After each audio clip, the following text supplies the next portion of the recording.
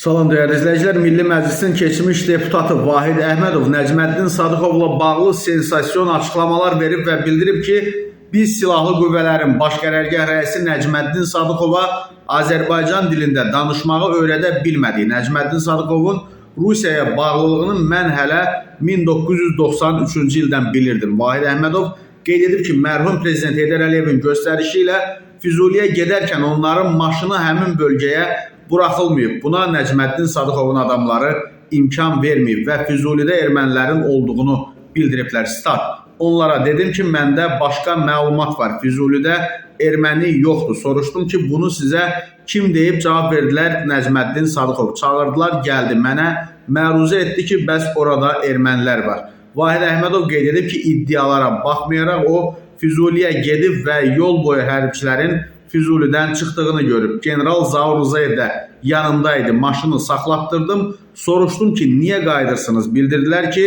bizə deyiblər ki, Füzulidə ermənilər var. Sadıqov, daha doğrusu Vahid Əhmədov Mediatürkün efirində qeyd edib ki, Füzuliyə gedəndə sonra gördük ki, orada nə erməni var, nə Azərbaycanlı. Gedib oturdum icra başçısının otağında, su içdim. Xəbər aldım ki, heç kim yoxdur. Həmin əraziləri tamamilə boşaldıblar. Sonra getdik Cəbrailə, orada da post yaradılmışdı.